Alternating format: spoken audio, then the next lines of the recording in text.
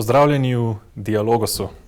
Politična korektnost je postala osrednji način komunikacije v javnosti.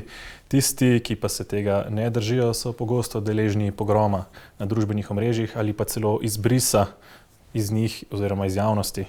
Je politična korektnost način, prek katerega v javni diskurs vnašamo več spoštovanja in olike, ali ta dialog še otežuje in predstavlja omejitev za svobodo govora in izražanja posebej politično nekorektnim mnenjem in stališčem? Komu politično korektne spremembe jezika koristijo, komu pomagajo in komu škodujejo? O vsem tem se bomo danes pogovarjali z dr. Bernardom Nežmahom, profesorjem sociologije, novinarjem in kolumnistom Mladine. Pozdravljeni. Dober dan.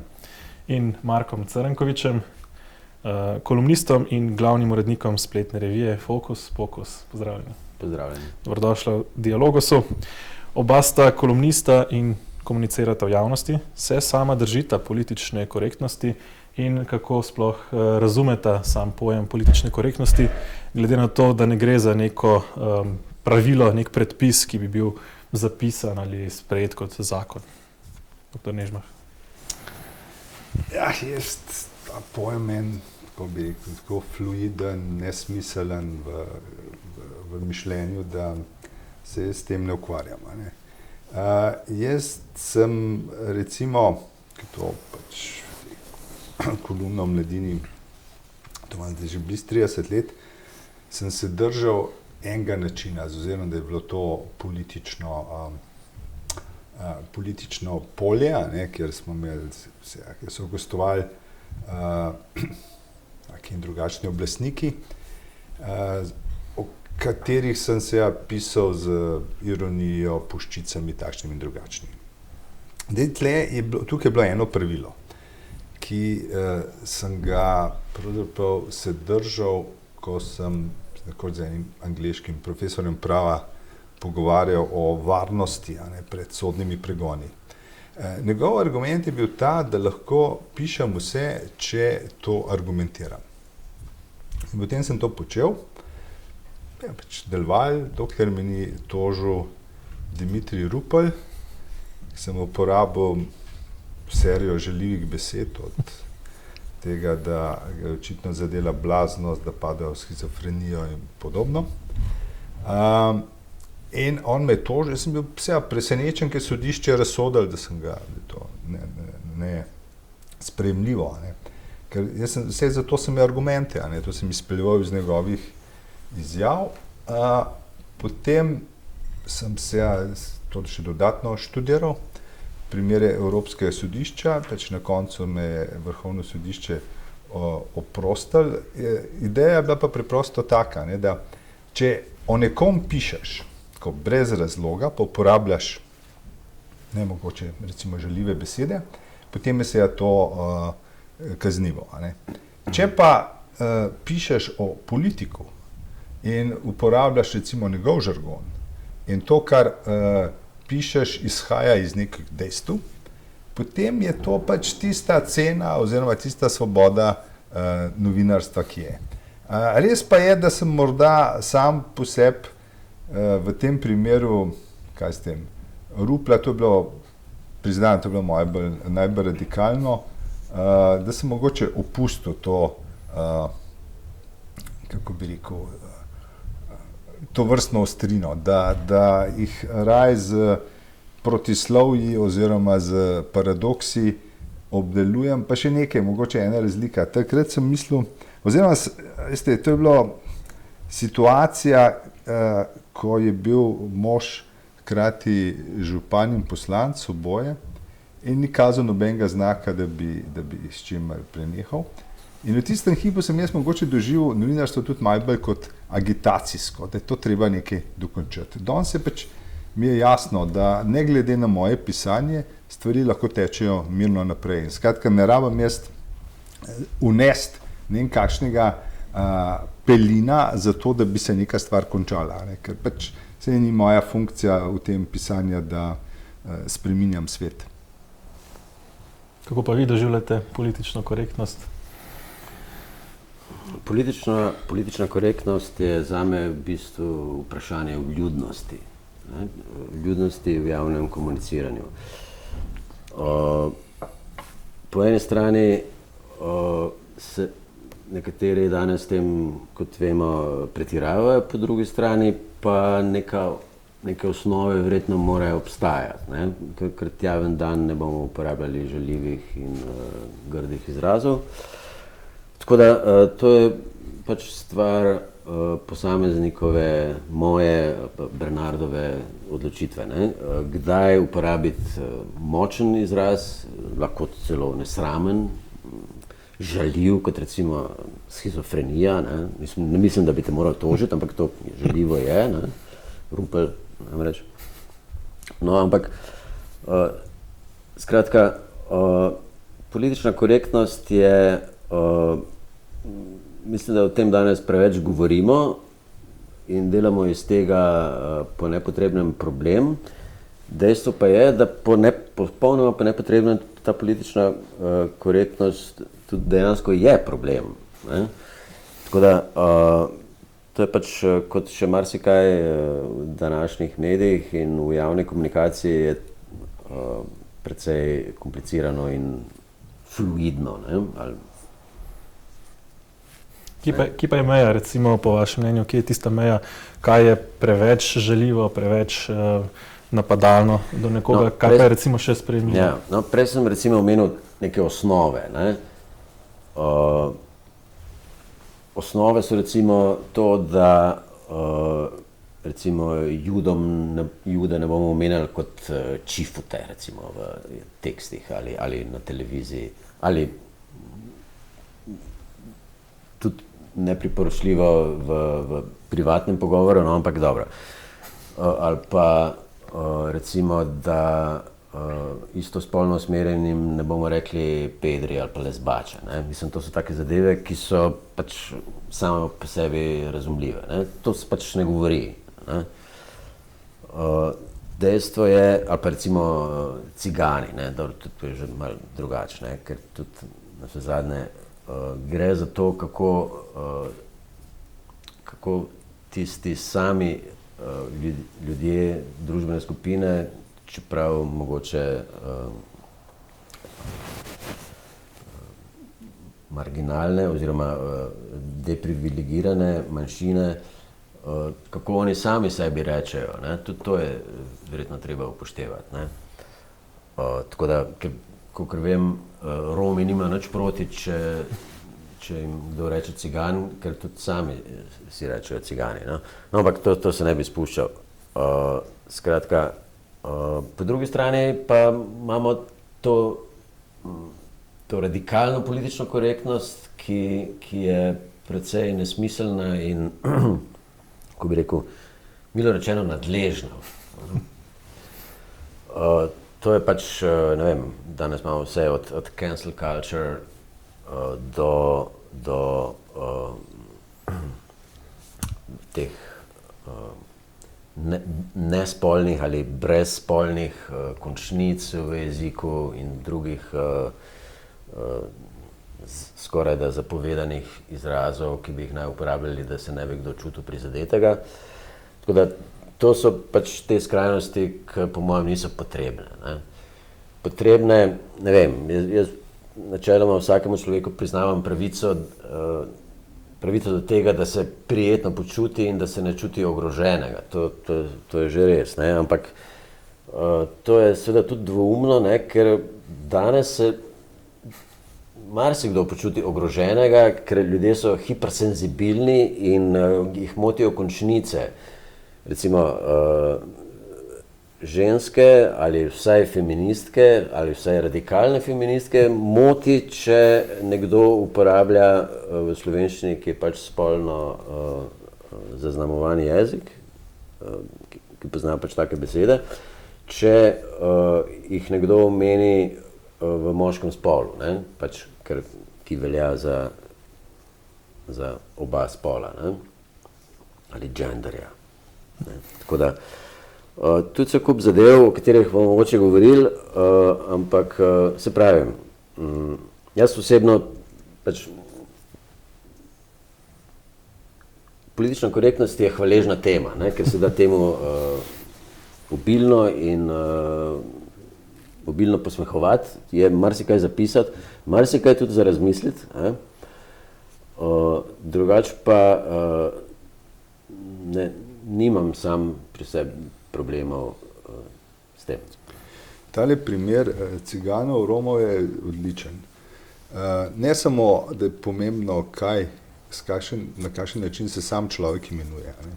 Če za nekoga ni žalitev cigan, potem zakaj.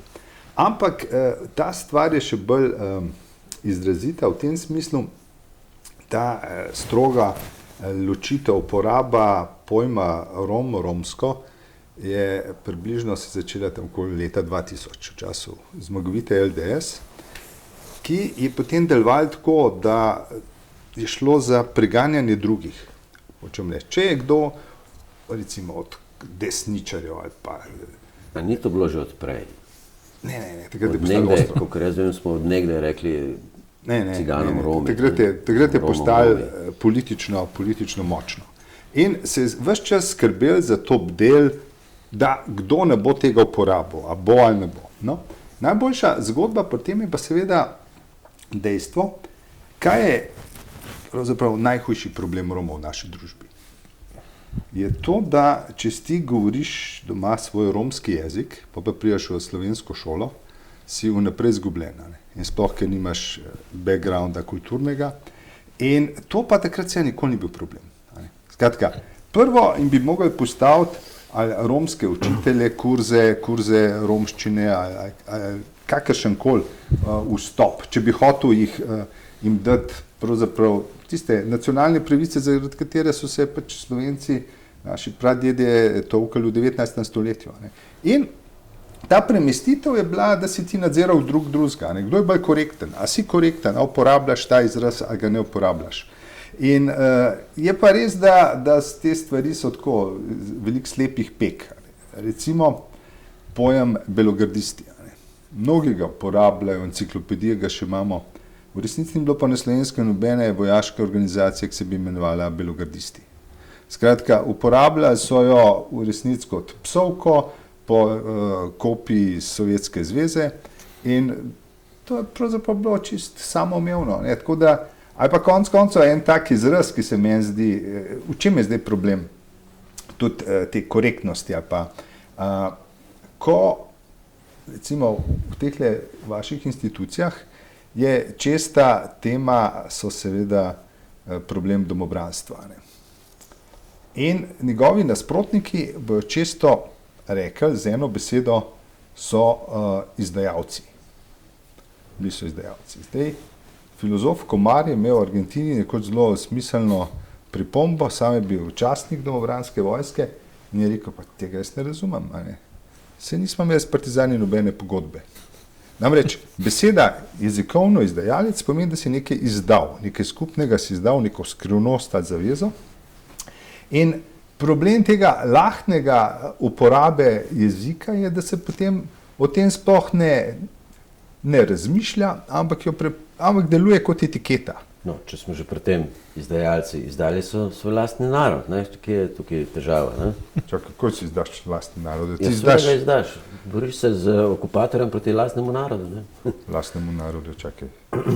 Lastni narod je tudi... Nimaš piltka, da je res tvoj. Poslušaj, lastni narod so tudi vsi te ljudje, ki so jih likvidirali, voz in podobni. Seveda. Dve vojski se borita proti lastnemu narodu, no ok, ta se mi zdi pa že sprejemljiva, ta varianta gre. Partizanska in domobranska, če tako gledamo, se borita proti lastnemu narodu, ker pobijata tudi svoje ljudi. Ja, no, ampak pozabljaš pa na kolaboracijo, to pa ni čisto vseeno. Če ti sodeluješ z okupatorjem za to, da se boriš proti lastnemu narodu, je drugače, kot če se boriš proti lastnemu narodu ali delu lastnega naroda, proti v dobro osvoboditvi, da tako rečem. Kolaboracija ima 4 različne oblike. S tem... No, ne relativizirati. Ne, hočem reči, ta tema je, spet je nemiselno. Če imaš vojaško okupacijo, potem učitelji, policija, sodniki, državna uprava sodelujejo z okupatorjem. To je pa pravo, a ne. In ja, tako je. Če se vrnemo, če se vrnemo mogoče nazaj na politično korektnost, kdo je tisti, ki določi, recimo, da je neka beseda, prej ste omenili recimo primer tega Roma, ali pa danes gremo celo že naprej, recimo Evropska komisija je nedavno celo umaknila oziroma izpostavila besede oče, mati, božič, ne vem, temnopolti so že po svoje včasih neka napačna beseda. Kdo je tisti, ki določi, kaj je recimo še sprejemljivo, kaj je sprejemljiva beseda, kaj ni sprejemljiva beseda? Na podlagi česa se recimo to primerno oblikuje? To so prepovedi božiča in tega, to je larifari. Mislim, to je nekdo tam malo preveč na glas razmišljal oziroma celo napisal, ne, in potem je to prišlo v medije, kot da pač pogledajte, kaj spet delajo. Ne. No, to je bil uraden dokument, ne? Ja, ni bil uraden dokument, to je bil... No, smernica Evropske komisije, ki jo je izdala komisarka za... To veljalo kot smernica, ne. To je bilo, se pravi, razmišljanje na glas, ne? Neumno razmišljanje na glas. Skrajni primer tega, o čemer danes govorimo, ne? Skrajno smešen primer. Ne? No, ampak to je Evropska komisija dala ven kot uradno smernico komunikacije. Ni dala ven in ni sprejela tega stališča, ne? Tako da tu treba biti malo previden. No, ampak seveda je to neumnost, ja. Očitno je to nekdo pomislil. Ne? Tudi če ostanemo pri tem, da je to nekdo pomislil, nek bruseljski birokrat ali strasbourški, ki je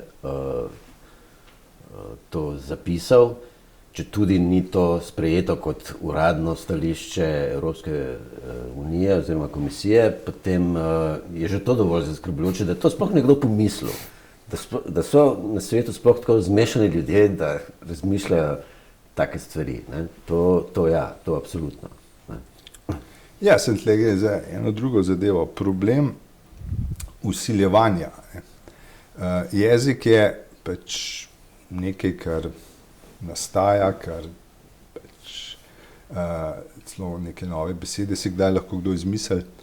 Problem je, ko si začnejo oblastniki, bi rekel, forsirati določene izraze na račun drugega. To tradicijo smo že imeli v tej državi, pa še v katerih drugih. To je seveda trend, ki je opazen, da ta hip pravzaprav ni dominanten še, gre za neke elaborate, poskuse, če bi nekaj bilo. Ampak sama ideja, da bi določil, kaj ne se uporablja, je vprašljiva. Ker je v resnici nasilna. Nasilna je, ker bi rekel, si nekdo jemlje položaj, kako bi rekel, kot nadnacionalnih vzgojiteljev. Skratka, kako je treba ljudi formirati, da bodo pravi. Ampak teh poskusov bomo še kar najbrž veliko doživeli. To, kar si zdaj rekel, to je precej pomembna zadeva, se mi zdi. Ne? Ta ideja, da lahko ljudi prevzgojimo, ne?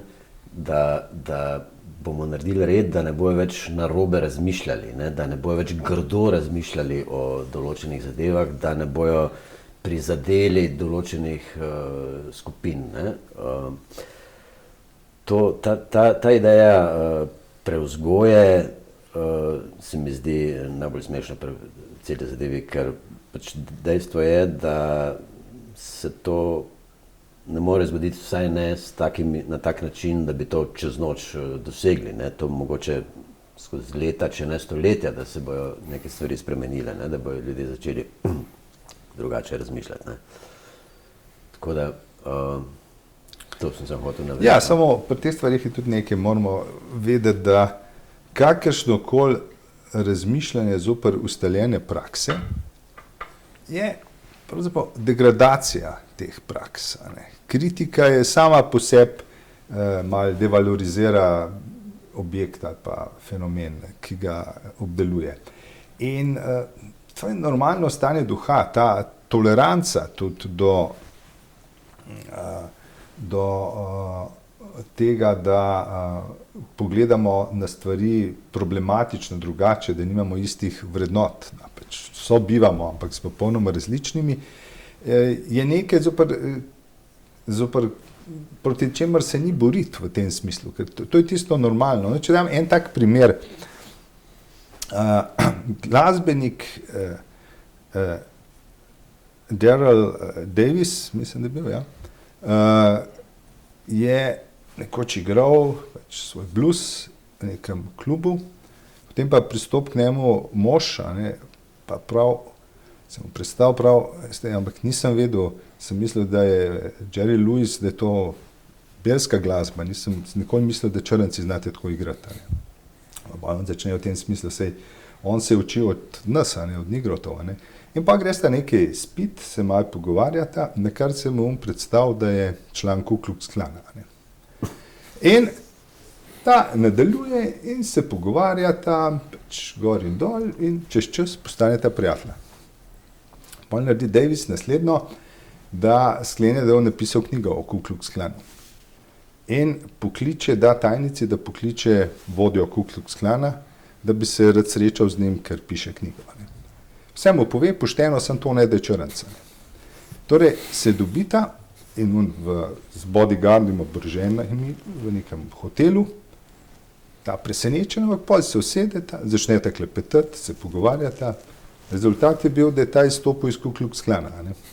Hočem reči, tisto, kar je pomembno, je ne to, ko je pri nas kdaj ta himna, slavljenje soočanja, ker se pač ljudje kot advokati z argumenti samo na svojih stališčih stojijo, pa se točijo drugega. Je ta dialog, kjer drugmu prisluhneš, sprejmeš kakšen njegov argument, mu daš status, bi rekel, ne sovražnika, ampak pač morda antagonista ali pa drugega in na osnovi tega sprejmeš, kakor jaz gledam tudi v žurnalizmu, recimo, ko sem omenil primer Rupla, s katerim so bila leta v sodnih sporih, pa na neka oddaja nanesla, sva pač pozabila zamere in sva naprej klepetala. Hočem reči, gre za to, da stvari ne jemlješ ad personam v tem smislu, to je konc sveta, zamere morajo biti popolne, razdalje vidno, ampak da so to stvari, ki prehajajo, ki se spreminjajo, ki so pač danes takšni, jutri so lahko drugačni. Komu recimo pomaga? A pomaga komu to, da imamo recimo danes nekatere povsem, ne vem, medicinske izraze ali pa neke izraze, ki so bili še pred 10, 20, 30 leti povsem običajni in normalni praksi, danes pa veljajo za povsem politično nekorektne in se jih praktično ne sme uporabljati. Komu to recimo pomaga, komu koristi? Spet rečeno, ne vem. Najprej tistim, ki jih ti izrazi označujejo, ne? Oziroma... Pa jim pomaga, mislim, je nekdo, ki je recimo temnopolt, kaj manj segregiran, zato ker mu rečemo Afroameričan kot pa črnc, ali pa nekdo, ki je debel, je kaj manj problematično to za njega, če mu rečemo s prekomerno telesno težo, kot pa naprimer debelo. No, če smo čisto natančni, to je tudi vprašanje jezika, temnopolt ni čisto natančen izraz, saj ne v slovenščini, people of color, je že bolj natančen, ker govori o ljudeh, ki niso bele kože, če je to bela koža, ker so lahko rumeni, lahko so rdeči, v tem smislu. Zato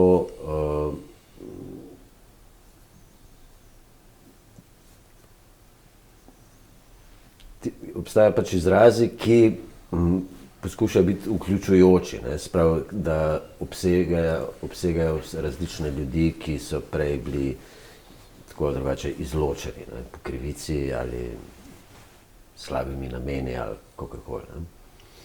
Ja, to je v bistvu, jaz bi rekel, da ta barva tle sploh ni usodna. Sam se spomnim neke oddaje, ki je bila potem zelo razvpita, imela različne konsekvence, ki je voditeljca rekla za črnce, da so manj inteligentni in nekaj podobnega. Jaz priznam, sem v tistem hipu nehal gledati, ampak ne zato, ker je rekla, da so črnci manj inteligentni, ampak je bilo to zame žaljenje razuma. Skratka, jaz sem srečal ogromno neinteligentnih svojih sorojakov. Skratka, to posploševanje je problem. Hočem reči, nisem videl nobene študije, da imajo nižji IQ, nobene študije, ki bi recimo evropske dežele porazporedila in popisala, koliko ima katera poprečni IQ. Tega ni. Teh študij seveda ni, ampak obstajajo pa podatki, da tako rečem, ki so vidni s prostim očesom, ne, da recimo noben temnopolt, ne, da ne rečem črnec, ni postal svetovno znan veliki umetnik, tipa, ne vem, Leonardo da Vinci ali skladatelj tipa Beethoven. Ne? To, na podlagi tega oni dokazujejo manj vrednost. Ampak a jim bo recimo nek drug izraz pomagal k temu, če se jih v javnosti naslavlja z nekim drugim izrazom, kot se jih je v preteklosti naslavljali, a jim bo to pomagalo k temu, da bo recimo kdo postal svetovno znan umetnik? Ne, se jaz bi rekel, ne gre to. To največ ni namen tega, ne? Ni vprašanje pomaganja, ne, zato ker konec koncev se Afrika pač marsičem tudi v marskaterih področjih opazimo, kakšne razcvete lahko tam, če pogledamo tja. Gre za to, da jaz pravim, nekaj najbolj katastrofalnega je, ko ljudje posplošujejo. Pač obstajamo posamezniki, obstajajo konkretna dejanja, konkretne zgodbe. Ko pa nekdo reče, ja, te so takšni, te so drugačni, to je takoj zloraba. Zloraba v tem, ker lahko gledamo kdaj statistiko. Ne? Pa prav statistika, vsak Slovenc ima, ne vem, prihranjenega, nimam pojma, 5000 evrov, hkrati bomo pa na drugi strani brali statistiko, vsak Slovenc je zadolžen za 10 000 evrov. Te stvari ne grejo skupaj, ne? Ampak statistika to vse ujame. Ne? In posploševanje je tisto, ne? Posploševanje je vedno lažno, posploševanje ne more držati, je pač neka oblika poenostavljanja ali pa tudi politične motivacije v kakšnih zadevah. In bolj, ko recimo uporaba izraza črnc ali belc, gre za to, kaj nekdo naredil, ne, s čim se ukvarja, kaj zna. Mislim, na ta način ga opišeš. Mislim, kaj boš človeka opisal, kaj boš Marko te opisal, da je Štajerc po porodu. Mislim, kaj, nesmisel. Kar ni ne res. Ne? Ja, no, čeprav na drugi strani pa potem je lahko sporno, mislim, marsikomu, tudi meni se zdi malo smešen, no, da je to napisal, recimo Žiga Turk, tisto svojo slavno kolumno, v kateri je napisal, da so Kenijci dobri za maraton. Ne? S tem je hotel povedati, oziroma podton tega je, da Kenijci recimo ne bojo nikoli Arthur Rubinstein, ne? Recimo, ne? Oziroma da je verjetnost tem manjša, ne? Ali pa David Hockney. Ne? Pa je res to, recimo se nam zdi, da je to hotel izraziti s tem? Ne, on je ni hotel nič slabega s tem povedati o Kenijcih, verjetno, ker ne vem, zakaj bi imel kaj proti njim. Hotel je samo opozoriti, zdaj domnevam, ne, da pač ni nič narobe, če je nekdo talentiran za to, da postane vrhunski pianist, kot tudi na drugi strani ni nič narobe, če ima neke fizične predispozicije, da postane zelo dober v maratonu. Ker se pač giblje na precejšnji nadmorski višini, veliko teka, avta nima, len ni, pač ima te predispozicije, ampak prav na dolge proge, tako kot ne vem, Usain Bolt na kratke proge, ne? Ki je pa tudi slučajno temnopolt. Samo tle je ena razlika, da ta primer kenijskih tekačev recimo izhaja saj iz nekih praks bivanskih, ki si jih ti zdajle opisal. Ne. Ni to a priori zato, ker je črnc, zato je temnopolt, zato bo dober v maratonu. Ne. Ja, ni zato, ker je črnc, ampak taki ljudje, ne vem, ravnine na precejšnji nadmorski višini so tudi v Evropi. Ne? Stil življenja je drugačen. Seveda, no, in če je stil življenja drugačen, je tudi kultura drugačna. Ne? In pač Evropejci so toliko časa, ne, kolonizirali in da ne rečem zasužnjevali Afriko in druge dežele, kjer so bile neke naravne danosti že tako malo bolj neprijetne in neproduktivne kot v Evropi, v zmernem podnebju. Ne? Tako da enostavno pač tam se ni mogla nastati neka kultura, kakršno na Zahodu najbolj cenimo in imamo za vrhunce človeške civilizacije. No, ampak to, kar pripoveduješ, je čisti dokaz. Zdaj ne govorimo o barvah več, ampak govorimo ampak potem pa, o ko posebnostih. na televizijo neka, ne vem, Norma Korošec, ali kako se zdaj piše, pač, ne vem, pa to malo obrne, ne? Ne moreš reči da so črnci manj inteligentni, ne? Ja, ne, pač Evropejci so jih kolonizirali 500 let, ne? Tam vlada večna vročina in večna suša skorajda, zveri so, mislim, in še naravni pogoji so taki in še socialni pogoji so bili taki, da pač enostavno ni moglo priti do take kulture kot v Vatikanu, ne? Ja, smo pri zgodbi zveri v Afriki skoraj ni več, so že vse polovili, so že zumrle. Ja, zdaj ja.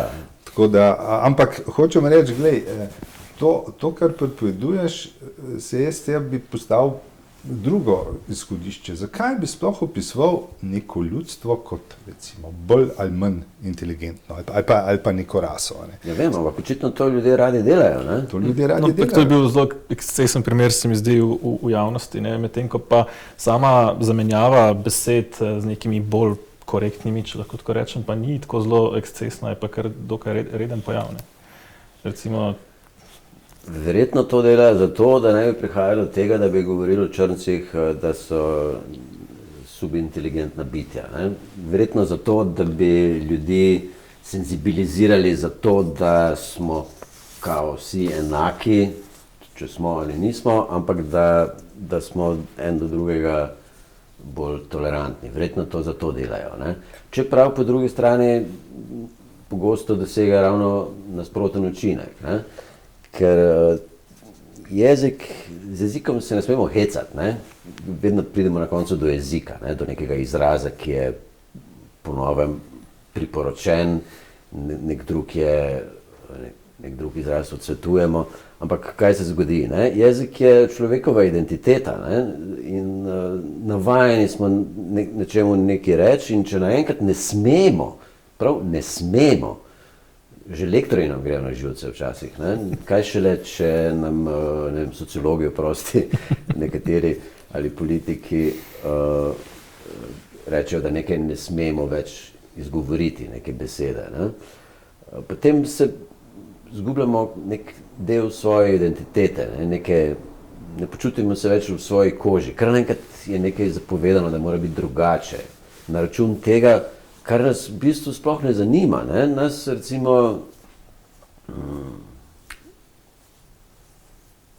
določene stvari, z nekaterimi stvarmi se ne ukvarjamo, zato ker pač niso naša stvar, ne? Ampak naenkrat se moramo s temi stvarmi ukvarjati, pa čeprav samo skozi uporabo določenih izrazov ali neizrazov, ne? Oziroma novih izrazov. Tako da, in to je tisto, kar ljudi jezi, ne?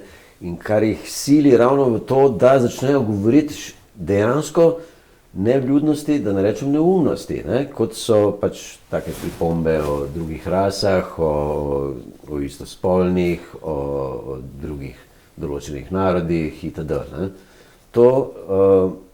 Ta politična korektnost je po mojem precej kriva za to, da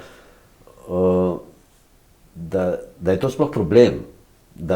In zato, da si zagovorniki politične korektnosti morajo izmišljati vedno nove in nove zadeve in še zaostrovati, zato ker na drugi strani naletijo pač na odpor, ki vzbuja vtis, kot da je ta politična korektnost res potrebna.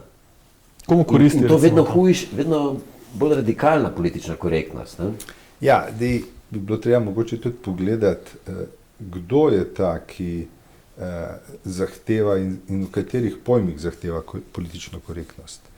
Moj občutek je, da je to pri nas recimo so v večji meri, tako rečem, čist postpartijske stran. Namreč, kaj se zgodi? No, če vzamemo zdaj kljub vsemu tisti primer, ki smo ga imeli z manj inteligentnimi črnci oziroma polteži, karkoli že bi rekel. Tle je bil v izhodišču en velik paradoks. Zdaj, nihče se v ta dialog ni vtaknil oziroma ga ni zanimali, pa tudi niso protestirali afriške ambasade ali kaj podobnega. Ko postaviš ti politično korektnost in taki nekako določi, kaj je primerno ali ne, s tem pridobi malo moralne nadvlade nad nasprotniki, ki to uporabljajo.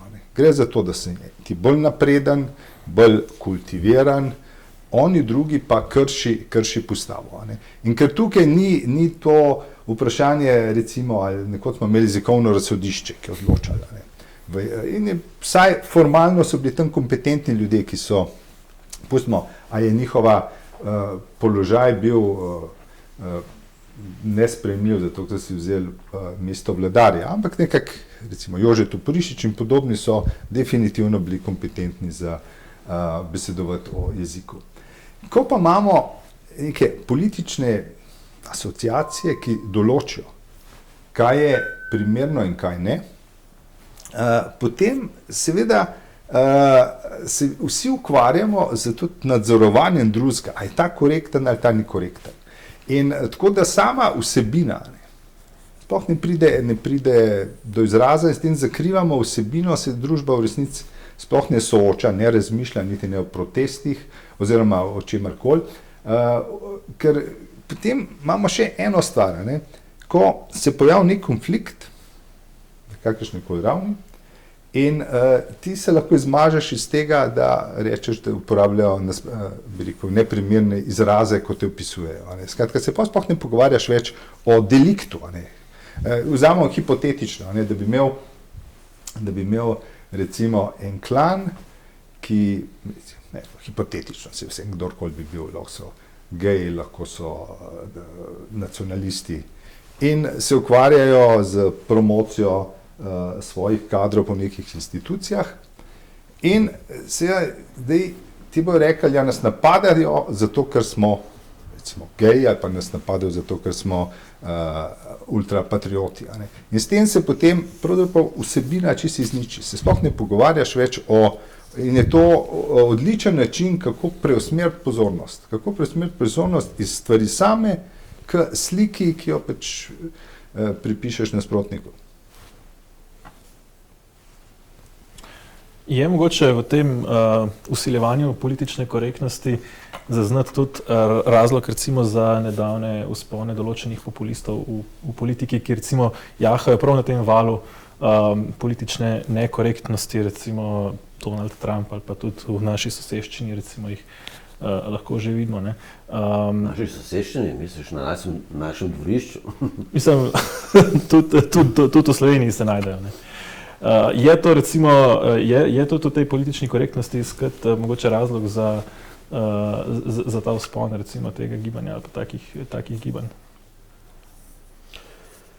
Ne vem, če to je ravno razlog, mislim pa, da to izvira iz podobnih zadev. Populizem pač izkorišča frustracije mnogih, ki so razumljive in tako da gre za podobno zadevo kot politično korektnost. Seveda populisti, dalo bi se to dvoje povezati v tem smislu, da so populisti verjetno nasprotniki politične korektnosti in da to politično korektnost domnevno ali dejansko pač izkoriščajo kot argument, da so proti nečemu. Češ, poglejte, kaj delajo, poglejte, kaj se dogaja, kako govorimo, nič ni več varno pred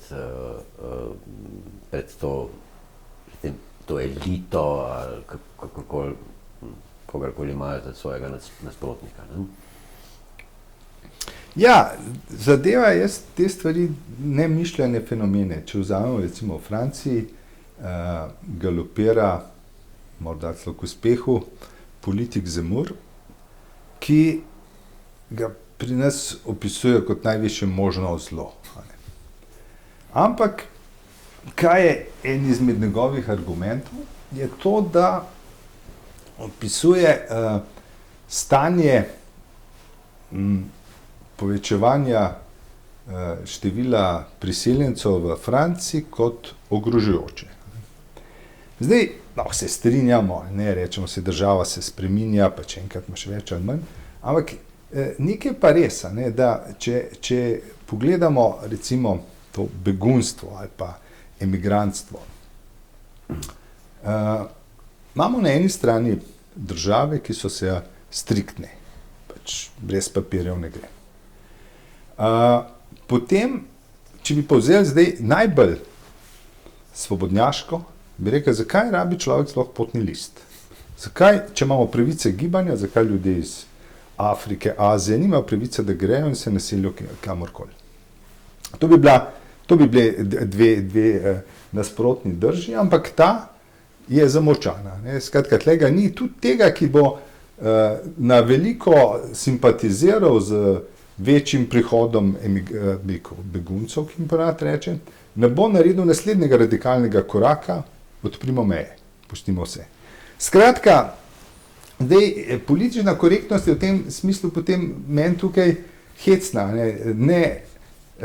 hkrati ne odpremo popolne svobode gibanja, obenem pa enemu delu, ki se pa pol držijo tega načela, da rabiš potni list, če hočeš čez mejo, ga pa tako rekoč opisuješ kot militantne nacionaliste ali pa karkoli. Skratka, kar Zemmour je, mislim, pa ne samo to, da je militanten, še bedak za nameček, ampak mislim, da to nima zveze. Mislim, tudi dejansko v Franciji ne poznam samo malo lahkotno ti človeka opišeš kot bedak, Marko. Ja, to si lahko privoščim tukaj iz varnega zavetja Škofovih zavodov glede to Elizejske palače. Ne, mislim, glej. Neumnost je stresal že nič koliko. Zato ne gre samo za to je tudi etiketa, veš? Ne gre, nič hudega. Ne gre za to,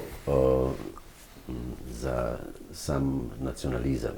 Seveda, to je pač del tega. Ampak hočem reči, koliko vem, v Franciji ni nekih ljudi, ki bi tudi politikov, ki so precej drugačni od Zemmourja, ki bi bili pripravljeni zelo na široko odpirati meje Francije.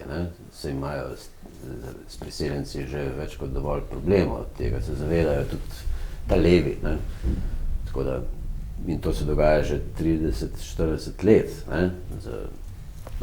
Cela sociala se jim je sesula, kakor se jim je zaradi ašelemov v predmestjih, kjer so pač kjer je to brbotalo, to nezadovoljstvo priseljencev. No, pustimo zdaj to. Kje smo že bili?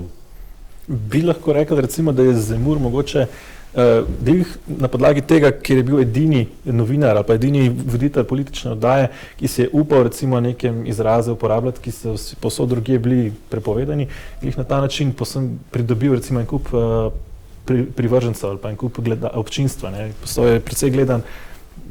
Morda ne, mislim, a mu je politična korektnost pravzaprav te gledalce izgubila drugje in jih usmerila k njemu in je na ta račun pravzaprav tako prosperiral. To je en tak intelektualen Trump, ja. Ja, nisi rekel, da je bedak. Ja, ampak se kaj pa ne bi bil intelektualen. Ja, ok. Skratka, posloje kot Trump, ampak upa si vse povedati, to krši ne samo politično korektnost, o kateri danes govorimo, ampak tudi to osnovno vljudnost, bom to rekel, s katero se vsi lahko strinjamo. Tako da, ampak je pa seveda bolj izobražen in ima čisto drugačen background kot Trump, ki je seveda nek pač grob poslovnež, ki ne razmišlja o stranskih posledicah svojih biznisov. Čudovit zgled veliko prehoda besede. Od bedaka, ki pomeni intelektualno zero, hkrati preidemo do načitanega, izobraženega. Skratka, meni je všeč ta besedna igra, ta univerzum bedaka. Biti intelektualec ne pomeni, da ne moreš biti bedak. No, to sem tudi omenil malo prej. Ne? No, ampak. Če bi to bilo kdaj posebej definiral, že to besedo bedak.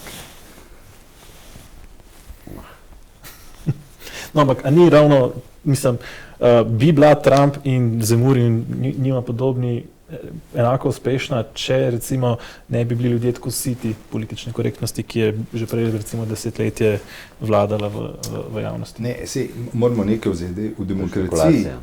V demokraciji se seveda so vsi glasovi štejo. In ni zdaj politika, ki bi pa rekla, zdaj pa ne bi smel biti. Če je stranka njegova dovoljena, je pač dovoljena in če mu uspe na volitvah dobiti, dobi. In dejstvo je, da v čim bolj pluralno zastavljeni družbi imaš vse mogoče skupine. Vse mogoče skupine ljudi z najrazličnejšimi idejami in nekako recimo pač Trump je izkoristil ali pa je dal glas ali pa se je pokazal kot predstavnik, pustimo ne, skupin, ki jih je predstavil kot izrinjene. Nekateri, če so se prej počutili izrinjene, so se za njegove vladavine morda počutili manj izrinjene, ampak dobro, to so kdaj vse samo igra. Meni se ni to popolnoma pač to normalno stanje v politiki. Normalno stanje, to so tudi izmenjave. Gre za to, da nimaš statusa quo ves čas, ampak da se pravzaprav družba, tudi na ta način se družba razvija. Kako mogoče potem dosežete recimo nek večji stanje dialoga, recimo, da bi se lažje nekako po eni strani spoštljivo, po drugi strani pa pogovarjali resno o temah, ki so aktualne za ljudi, ki jih žulijo, pa da jih politična korektnost recimo po eni strani celo daje v neko tabu območje. Je to možno? Kje vidite recimo rešitve? Ne vem, nimam recepta. Mislim, da bi možno bilo dobro malo se nazaj potegniti. No? Hočem reči, da promotorji in zagovorniki politične korektnosti ne bi pač toliko vztrajali pri vsaki malenkosti, ker bi se lahko po mojem zavedali, da tudi sami prispevajo k temu in na ta način delajo, vzbujajo vtis, da je politična korektnost še bolj potrebna, kot se nam zdi. No. Skratka, verjetno zato to delajo, verjetno so zato radikalni. No. Mislim, da radikalnost ni nek recept, ki bi ne vem kaj obetal danes. Tako da malo se nazaj potegniti, po mojem, pri vsem skupaj. Ne? Ja, jaz mislim, da se da temu pojmu politična korektnost kljub vsemu preveliko težo. To, če bi gledali, kje se pa pojavlja. Pojavlja se recimo v kritikah televizije, kot je Nova 24. In to na pač način, ker konec koncev recimo tega tipa tovarna leži. Zdaj, problem teh stvari je ne to, da se znotraj medija pojavljajo recimo nekaj tendenčni pogledi ali pa nestvarnosti, ampak da to ni en medij, bi rekel, ne velja kot črna ovca, ostali so pa bi rekel, raja. Konec koncev vsak medij znotraj sebe ima takšno in drugačno tendenco prikrajanja stvarnosti. Zdaj z tega stališča, če hočeš dobro opazovati, kaj se dogaja, moraš pač konzumirati različne medije, najširše. In potem sam filtrirati, kaj znotraj njih boš vzel, ali pa kaj boš sledil, kaj boš bral. Tako da politična korektnost mogoče je res nevarna v tem paternalističnem smislu, ko te odvzame, da si sam odgovoren za to, kaj boš najdel, kakšno, bi rekel, kakšno oceno si boš vzpostavil, ampak če boš sledil navodilom, potem bo družba idealna. V tem se mi zdi problematično, ker gre pravzaprav, če bi malce pošalil, gre za klerikalizacijo civilne družbe, ki jo pa vršijo ateisti. No, ampak, to je dobra poanta. Ampak vidimo recimo resne probleme, recimo nedavno, letošnjem lanskem letu smo videli padati spomenike recimo v ZDA, ko so bili recimo razni Krištofi Kolumbi ali pa Winstoni Churchilli in podobni politično preveč nekorektni, da bi si še zaslužili recimo spomenike v mestih in so padali njihovi spomeniki. Recimo, je to neka skrajnost, ki nas čaka, oziroma kako nevarna je recimo taka oblika? Mislim, da je to skrajno, ja. Ti spomeniki so pač iz določenega časa, ko se je pač to dogajalo in so odraz duha časa in naj jih pustijo pri miru. Isto velja za spomenike v Sloveniji, pri čemer pa imam jaz perfidno sam pri sebi tudi estetski kriterij. Jaz načeloma nimam nič proti temu, proti spomeniku Borisu Kidriču, ampak ne proti takemu, ki je velik 4,5 metra in zgleda, kot da ljudi nadira z rokami v boku. Z tega stališča bi bilo to napako, estetsko napako, urbanistično napako dobro popraviti. Če bi pa to bil kakšen prijazen Kidrič nekje na nekem vogalu, ki bi bil mogoče celo lepš narejen, potem načeloma ne bi imel nič proti. Tudi tisto čudno krilo, ki simbolizira revolucijo in skupina brezobličnih ljudi, med katerimi ne spoznaš nikoga razen Kardelja, tudi to se mi ne zdi prav zelo primeren oziroma estetski spomenik.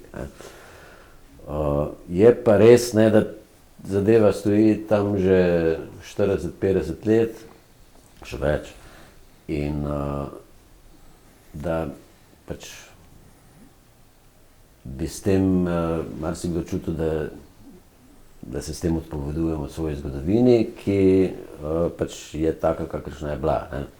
Tako da, ne vem, nisem dosti pameten, ampak mislim, da je odstranjevanje sploh pa v tujini, ker se omenil Churchilla, pa mislim, da Leopolda, ne vem katerega, na Nizozemskem, Belgiji. Ja. To so res skrajni primeri, ker to je pa res že tako daleč. Te travme, kot v Sloveniji obstajajo zaradi komunizma, ki jih pač nekateri imajo, teh travm pa res ni več. Te travme so nekako umetno obujajo k življenju, ki politični korektneži, bomo tako rekel. Jaz bi na ravni spomenika, mislim, da je Kidrič idealen, ker točno to uteleša. Upitje, silo, konc koncev, ki je bil on predsednik vlade, je izginilo 12,000 ljudi, ki jih nihče ni iskal. Ampak drugo je pa seveda odnos ta devastijalna, uničevanja predmetov. Naj si bojo spomeniki, naj si bojo pač mesta, stavbe. To je pa nekaj, kar je zanimivo. Tukaj pa so pa oblastniki relativno izjemno tolerantni. Nisem bral, če bi nekdo napadel zasebno hišo, jo razbil, bi ga tožili, lovili. Skratka, to je pa spada uničevanje spomenikov k splošni kulturi ene rezistence, napredne drže. Tako da, kar se pa seveda Slovenije tiče, pač imamo mnoštvo spomenikov, sam po sebi sem zelo mi je tuje pač spomenike uničevati. Tudi če ga ne maram, če se mi zdi protisloven, ampak zakaj bi zdaj uničeval nekaj, kar nekdo časti? Pa za konec mogoče še delno tudi na to temo navezana, recimo na socialna omrežja, bi se še na kratko navezal. Tudi tam imamo danes recimo neke fact-checkerje, neke skrbnike resnice, ne, ki po eni strani ne bi skrbeli za točnost podatkov, ki so v objavah, na drugi strani pa tudi preganjali objave, ki so žaljive ali pa politično nekorektne. Recimo, kako daleč ocenjujete, da bo še šla recimo ta smer, oziroma kje se bo to ustavilo in kaj nas čaka v prihodnosti v zvezi s tem, če se to nadaljuje v tej smeri, kjer gre danes? Ja, jaz le vem, da se zamenjujejo stvari. Kaj je problem, je izražanje in spodbujanje k nasilju. Ko je legendarni, ne vem kaj bi Twitter pozval, da je treba ministra Hojsa pobiti kot steklega psa, nekaj podobnega Garjevga, to je pač zame nezamisljivo. To je poziv k uničenju drugega človeka in pri nas se je izkazal kot zame še bolj lunatičen sodnik, ki je potem razsodil, da je to to politično mnenje njegovo. Ker če je to tako, potem ne smisel govoriti o kakršnem koli omejevanju. Okoli dejstvu preganjanja, iskanja, je to eno veliko vprašanje, kdo bo to počel, ker to rabaš pa še eno ekipo večjo kot tista, ki... To se že dogaja, danes se že imamo fact-checkerje. Ja, vem, to je... To vsak uporabnik sam prijavi. To je nesmisel. Hočem je tisto, kar bi pa se bilo nujno, je pa omejiti dejansko. Lahko rečeš nekomu marsikaj, ampak pozvati, da ga je treba pa sveta spraviti, ali kaj podobnega, to je zame meja. Meja po pozivi k napadu na druge ljudi ali pa na druge narode, karkoli je. In to bi bila enostavna. Zanimivo, da ravno s tem tega se pa v resnici ne preganja pri nas. Preganja se vsem mogoče takšne drobnarije, kot so, ki ne bi počeli te fact-checkerji, ne pa resničnega, kako bi rekel, delikta. Kako vi gledate na fact-checkerje, recimo? Mislim, da se to lahko tudi zlorablja, no. Mislim, da je to neka udobna pozicija,